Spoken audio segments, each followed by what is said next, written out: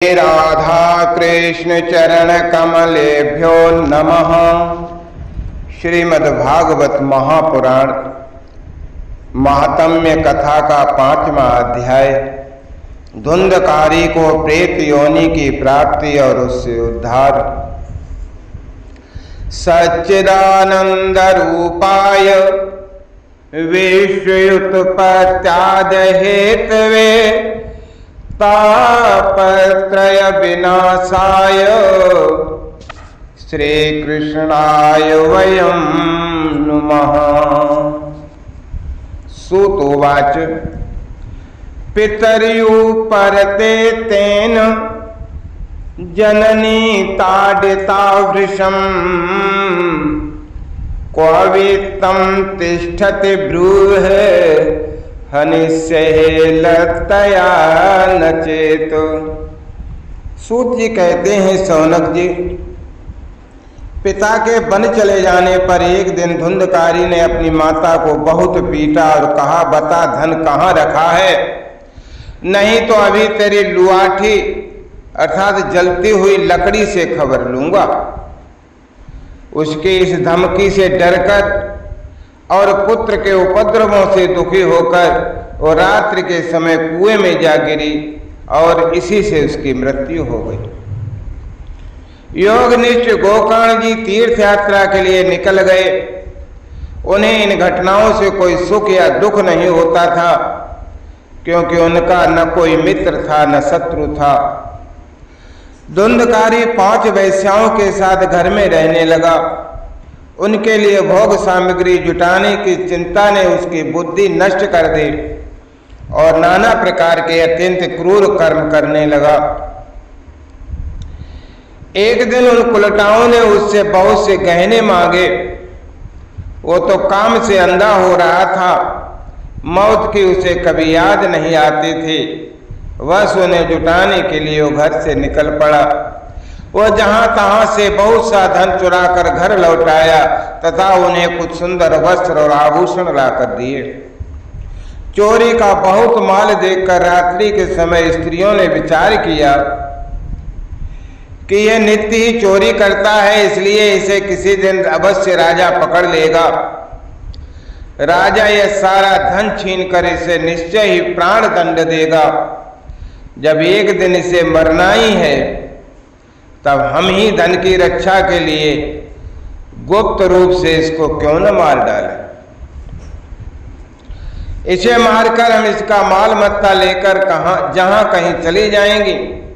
ऐसा निश्चय कर उन्होंने सोए हुए धुंधकारी को रस्सियों से कस दिया और उसके गले में फांसी लगाकर उसे मारने का प्रयत्न करने लगे। इससे वो जल्दी मरा नहीं तो उन्हें बड़ी चिंता हुई।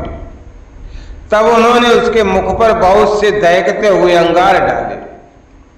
इससे वो अग्नि की लपटों से बहुत छटपटाकर बेचारा मर गया। उन्होंने उसके शरीर को एक गड्ढे में डालकर गाड़ दिया। सच है, स्त्रियां प्रायः बड़ी दुस्साहसी होती हैं। उनके इस कृत्य का किसी को पता भी न चला। लोगों के पूछने पर कह देती थीं कि हमारे प्रियतम पैसे के लोभ से अब की बार कहीं दूर चले गए हैं, इसी वर्ष के अंदर लौट आवेंगे। बुद्धिमान पुरुष को दुष्ट स्त्रियों का कभी विश्वास नहीं करना चाहिए। स्त्रियाम नैव तु विश्वासम दुष्टा नाम कारयेद बुधा विश्वासे याये स्थितो मूढ़ः सा दुःखे परभूयते। जो मूर्ख इनका विश्वास करता है उसे दुखी होना ही पड़ता है। इनकी वाणी तो अमृत के समान कामियों के हृदय में रस का संचार करती है, किंतु हृदय छुरे की धार के समान तीक्ष्ण होता है। भला इन स्त्रियों का कौन प्यारा है। वे कुलटाएं धुंधकारी की सारी संपत्ति समेटकर वहां से चंपत हो गईं। उनके ऐसे न जाने कितने पति थे और धुंधकारी अपने कुकर्मों के कारण भयंकर प्रेत बना। वो बवंडर के रूप में सर्वदा 10 दिशाओं में भटकता रहता था तथा शीत घाम से संतप्त और भूख प्यास से व्याकुल होने के कारण हा दैव चिल्लाता रहता था, परंतु उसे कहीं भी कोई आश्रय न मिला। कुछ काल बीतने पर गोकर्ण ने भी लोगों के मुख से धुंधकारी की मृत्यु का समाचार सुना। तब उसे अनाथ समझकर उन्होंने उसका गया जी में श्राद्ध किया, और भी जहां तहां भी जाते थे उसका श्राद्ध अवश्य करते थे। इस प्रकार घूमते घूमते गोकर्ण जी अपने नगर में आए और रात्रि के समय दूसरों की दृष्टि से बचकर सीधे अपने घर के आंगन में सोने के लिए पहुंचे। तत्सोक्तम सविज्ञाय धुंधकारी सुबांधवम निशीथे दर्शयामास महारौद्रतरम बपुः। वहां अपने भाई को सोया देख आधी रात के समय धुंधकारी ने अपना बड़ा विकट रूप दिखाया। वो कभी मेढ़ा बन जाता, कभी हाथी बन जाता, कभी भैंसा बन जाता, कभी इंद्र बन जाता और कभी अग्नि का रूप धारण कर लेता था। अंत में वह मनुष्य के आकार में प्रकट हुआ। ये विपरीत अवस्थाएं देखकर गोकर्ण ने निश्चय किया कि यह कोई दुर्गति को प्राप्त हुआ जीव है। तब उन्होंने उससे धैर्य पूर्वक पूछा। गोकर्ण जी कहने लगे कि कास्त्वमुग्रतरो रात्रौ कुतौ यातो दशामिमां किंबा प्रेता पिशाचो वा राक्षसोऽसीति संसनः। अरे तू कौन है? रात्रि के समय ऐसे भयानक रूप क्यों दिखा रहा है? तेरी ये दशा कैसे हुई हमें बता तो सही। तू प्रेत है, पिशाच है अथवा कोई राक्षस है? सूत जी कहने लगे। गोकर्ण के इस प्रकार पूछने पर वह बार बार जोर जोर से रोने लगा। उसमें बोलने की शक्ति नहीं थी, इसलिए उसने केवल संकेत मात्र किया। तब गोकर्ण ने अंजलि में जल लेकर उसे अभिमंत्रित किया और उसके ऊपर छिड़का। इससे उसके पापों का कुछ शमन हुआ और वह इस प्रकार फिर बोलने लगा। अहम भ्राता तुद्यो अस्मि धुंधकारेति नामतः स्वकीये नैव दोषेण ब्रह्मत्वं नासितं मया। प्रेत बोला, मैं तुम्हारा भाई हूं, मेरा नाम धुंधकारी है। मैंने अपने ही दोष से अपना ब्राह्मणत्व नष्ट कर दिया। मेरे कुकर्मों की गिनती नहीं है भाई। मैं तो महान अज्ञान में चक्कर काट रहा था, इसी से मैंने लोगों की बड़ी हिंसा की। अंत में कुलटा स्त्रियों ने मुझे तड़पा तड़पा कर मार डाला। इसी से अब प्रेत योनि में पड़कर ये दुर्दशा भोग रहा हूं। अब दैववश कर्म फल का उदय होने से मैं केवल वायु भक्षण करके कैसे ही जी रहा हूं।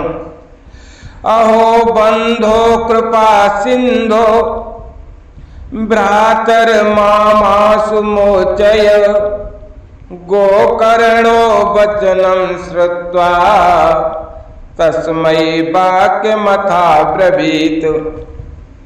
भाई तुम तो दया के समुद्र हो, अब किसी प्रकार जल्दी ही मुझे इस योनि से छुड़ा लो। गोकर्ण ने धुंधकारी की सारी बातें सुनी। तब फिर वे उससे बोले। गोकर्ण जी ने कहा, भैया तुदर्थम तू गया पिंडो मया दत्तो विधानतः तथा कथम नैव मुक्तोऽसि मामाश्चर्यमिदं महत्। मुझे इस बात का बड़ा आश्चर्य है कि मैंने तुम्हारे लिए विधि पूर्वक गया जी में पिंड दान किया और फिर भी तुम प्रेत योनि से मुक्त कैसे नहीं हुए? यदि गया श्राद्ध से भी तुम्हारी मुक्ति नहीं हुई तब इसका और कोई उपाय ही नहीं है। अच्छा तुम सब बात खोल कर कहो, मुझे अब क्या करना चाहिए? तब प्रेत कहने लगा कि गया श्राद्ध सतेनापि मुक्तिर्मे न भविष्यते उपायम परम कश्चित् त्वं विचारे सांप्रतम। प्रेत ने कहा मेरी मुक्ति तो सैकड़ों गया श्राद्ध करने से भी नहीं हो सकती, अब तो तुम इसका कोई और उपाय सोचो भाई। प्रेत की यह बात सुनकर गोकर्ण बड़ा आश्चर्य हुआ और वे कहने लगे ये सैकड़ों गया श्राद्धों से भी तुम्हारी मुक्ति नहीं हो सकती, तब तो तुम्हारी मुक्ति असंभव ही है। अच्छा अभी तो तुम निर्भय होकर अपने स्थान पर रहो, मैं विचार करके तुम्हारी मुक्ति के लिए कोई दूसरा उपाय करूंगा भाई। गोकर्ण की आज्ञा पाकर धुंधकारी वहां से अपने स्थान पर चला आया। इधर गोकर्ण ने रात भर विचार किया, तब भी उन्हें कोई उपाय नहीं सूझा। प्रातः काल उनको आया देख लोग प्रेम से उनसे मिलने आए। तब गोकर्ण ने रात में जो कुछ जिस प्रकार हुआ था वो सब उन्हें सुना दिया। तो उनमें जो लोग विद्वान थे, योगनिष्ठ थे, ज्ञानी और वेदज्ञ थे, उन्होंने भी अनेकों शास्त्रों को उलट पलट कर देखा तो भी उसकी मुक्ति का कोई उपाय न मिला। तथा सर्वै सूर्य वाक्यम तन मुक्त स्थापितम परम गोकर्णाय स्तंभनम चक्रे सूर्य वेगस्य वै तदा। तब सबने यही निश्चय किया कि इस विषय में सूर्य नारायण जो आज्ञा करें वही करना चाहिए। अतः गोकर्ण ने अपने तपोबल से सूर्य की गति को रोक दिया और उनसे स्तुति करने लगे। तोभ्यम नमो जगत साक्षिन् ब्रूह मे मुक्त हेतुकम तच्छ्रुत्वा दूरतः सूर्यः स्फुटमित्यं मित्यभ्यास्यत्। श्रीमद्भागवतान मुक्ति सप्ताहां वाचनम कुरु। उन्होंने सूर्यदेव की स्तुति की, कहा भगवान आप सारे संसार के साक्षी हैं, मैं आपको नमस्कार करता हूं, आप मुझे कृपा करके धुंधकारी की मुक्ति का साधन बतलाइए। तो गोकर्ण की यह प्रार्थना सुनकर सूर्यदेव ने दूर से ही स्पष्ट शब्दों में कहा कि श्रीमद् भागवत से मुक्ति हो सकती है, इसलिए तुम उसका सप्ताह पारायण करो। सूर्य का ये धर्ममय वचन वहां सभी ने सुना। तब सबने यही कहा कि प्रयत्न पूर्वक यही करो भाई, है भी ये बहुत सरल साधन। अतः गोकर्ण जी भी तदनुसार निश्चय करके कथा सुनाने के लिए तैयार हो गए। देश और गांवों से अनेकों लोग कथा सुनने के लिए आए। बहुत से लंगड़े, लूले, अंधे, बूढ़े और मंदबुद्ध पुरुष भी अपने पापों की निवृत्ति के उद्देश्य से वहां आ पहुंचे। इस प्रकार वहां इतनी भीड़ हो गई कि उसे देखकर देवताओं को भी आश्चर्य होता था। जब गोकर्ण जी व्यास गद्दी पर बैठकर कथा कहने लगे तब वो प्रेत भी वहां आ पहुंचा और इधर उधर बैठने के लिए स्थान ढूंढने लगा। इतने में ही उसकी दृष्टि एक सीधे रखे हुए 7 गांठ के बांस पर पड़ी।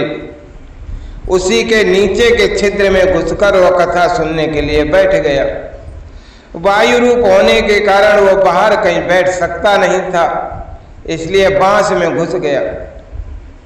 गोकर्ण जी ने एक वैष्णव ब्राह्मण को मुख्य श्रोता बनाया और प्रथम स्कंद से ही स्पष्ट सुर में कथा सुनानी प्रारंभ कर दी। सायंकाल में जब कथा को विश्राम दिया गया तब एक बड़ी विचित्र घटना घटी। वहां सभासदों के देखते देखते उस बांस की एक गांठ तड़तड़ कर शब्द करके फट गई। इसी प्रकार दूसरे दिन सायंकाल में दूसरी गांठ फटी, तीसरे दिन तीसरी गांठ फटी और फिर इस प्रकार 7 दिनों में 7 गांठों को फोड़कर धुंधकारी 12 स्कंदों को सुनने से पवित्र होकर प्रेत योनि से मुक्त हो गया और फिर दिव्य रूप धारण करके सबके सामने प्रकट हुआ। उसका मेघ के समान श्याम शरीर पीतांबर और तुलसी की मालाओं से सुशोभित था तथा सिर पर मनोहर मुकुट और कानों में कमनीय कुंडल झिलमिला रहे थे। उसने तुरंत अपने भाई गोकर्ण को प्रणाम करके कहा, भाई तुमने कृपा करके मुझे प्रेत योनि की यातनाओं से मुक्त कर दिया। तो आया हम मोच तो बंधो कृपया प्रेत कसमलात। धन्या भागवती वार्ता प्रेत पीड़ा विनाशनी। सप्तो अपि तथा धन्या कृष्ण लोक फल प्रदा। ये प्रेत पीड़ा का नाश करने वाली श्रीमद् भागवत कथा धन्य है तथा श्री कृष्णचंद्र के धाम की प्राप्ति कराने वाला इसका सप्ताह पारायण भी धन्य है। जब सप्ताह श्रवण का योग लगता है तब सब पाप थर्रा उठते कि अब ये भागवत की कथा जल्दी ही हमारा अंत कर देगी।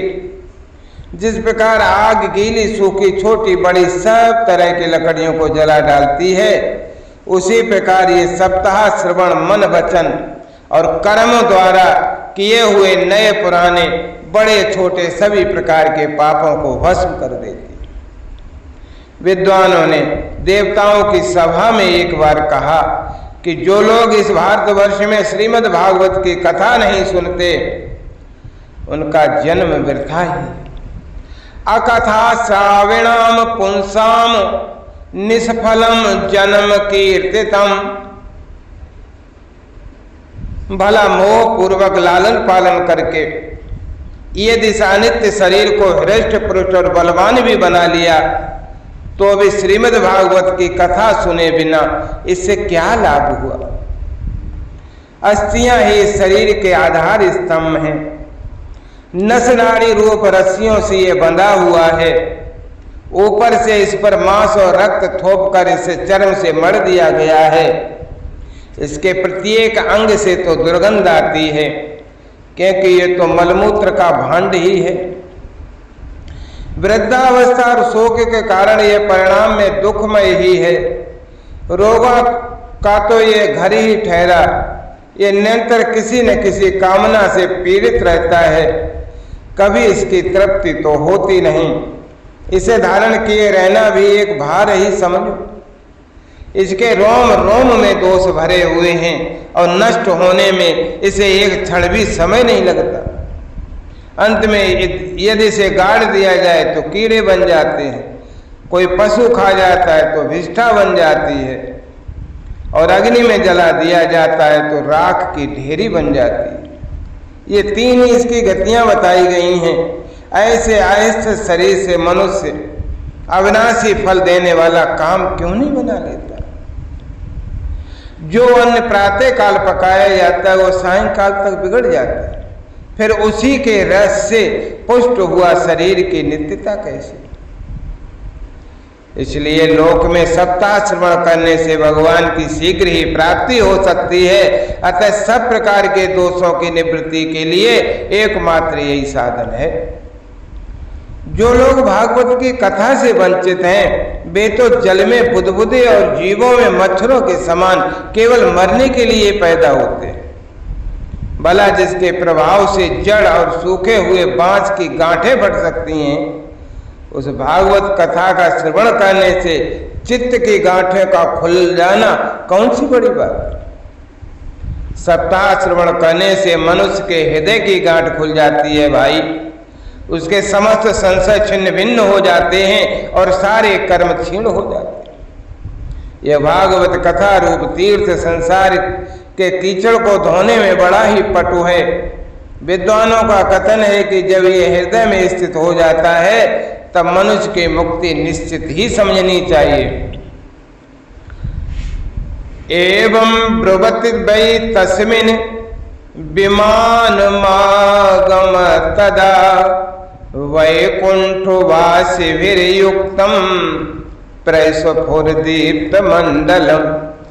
जिस समय धुंधकारी ये सब बातें कह रहा था, जिसके लिए वैकुंठवासी पार्षदों के सहित एक विमान उतरा और उससे सब और मंडलाकार प्रकाश फैल रहा था। सब लोगों के सामने ही धुंधकारी उस विमान पर चढ़ गया। तब उस विमान पर आए हुए पार्षदों को देखकर उनसे गोकर्ण ने यह बात कही, अत्रैव बहवा सन्ति श्रोतारो मम निर्मलः आनीतानि विमानानि न तेषां युगपत् कुतः।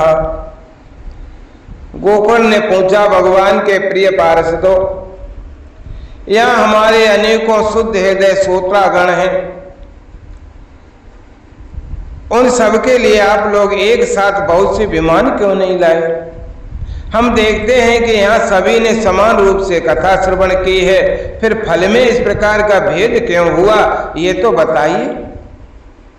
ये सुनकर हरिदास वो पार्षद कहने लगे कि श्रवणस्य विभेदेन फल भेदो अत्र संस्थिता, श्रवणम तो कृतम सर्वैर्न तथा मननम कृतम, फल भेद ततो जातो भजनादपि मानद। हे मानद, इस फल भेद का कारण इनके श्रवण का भेद ही है। ये ठीक है कि श्रवण तो सबने समान रूप से किया है, किंतु इसके जैसा मनन नहीं किया। इसी से एक साथ भजन करने पर भी उसके फल में भेद रहा है। इस प्रेत ने 7 दिनों तक निराहार रहकर श्रवण किया था तथा सुने हुए विषय का स्थिर चित्त से खूब मनन निधिध्यासन भी करता रहता था। जो ज्ञान दृढ़ नहीं होता वो व्यर्थ हो जाता है। इसी प्रकार ध्यान न देने से श्रवण का, संदेह से मंत्र का और चित्त के उधर उधर भटकते रहने से जप का भी कोई फल नहीं होता। वैष्णवहीन देश, अपात्र को कराया हुआ श्राद्ध का भोजन, अश्रोत्रिय को दिया हुआ दान एवं आचारहीन कुल, इन सब का नाश हो जाता है। यही नीति। अवैष्णवो हतो देशो हतम श्राद्धम पात्रकम, हतम श्रोत्रिय दान मनाचारम हतम कुलम। गुरुवचनों में विश्वास, दीनता का भाव, मन के दोषों पर विजय और कथा में चित्त की एकाग्रता इत्यादि नियमों का यदि पालन किया जाए तो श्रवण का यथार्थ फल मिलता है। ये श्रोता फिर से श्रीमद् भागवत की कथा सुने तो निश्चय ही सबको वैकुंठ की प्राप्ति होगी। और गोकर्ण जी, आपको तो भगवान स्वयं आकर, अरे गोकर्ण जी, आपको तो भगवान स्वयं आकर गोलोक धाम में ले जाएंगे।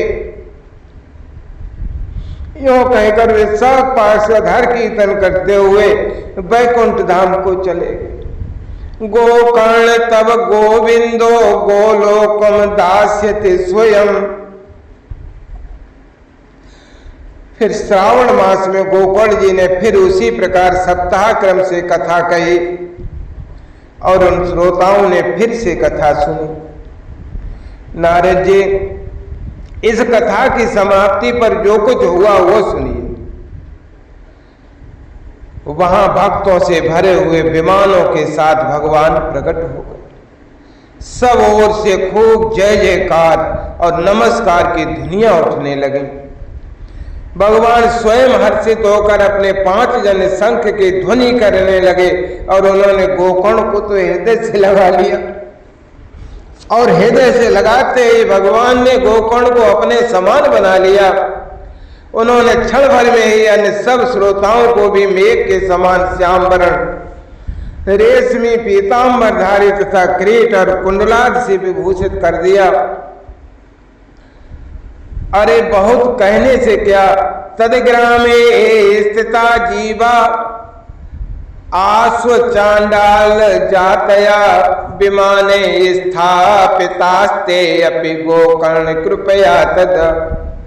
उस गांव में कुत्ते और चांडाल पर्यंत जितने भी जीव थे वे सभी गोकर्ण की कृपा से विमान पर चढ़ा लिए तथा जहां योगी जन जाते हैं उस भगवत धाम में भी भेज दिए गए। इस प्रकार भक्त वत्सल भगवान श्री कृष्ण कथा श्रवण से प्रसन्न होकर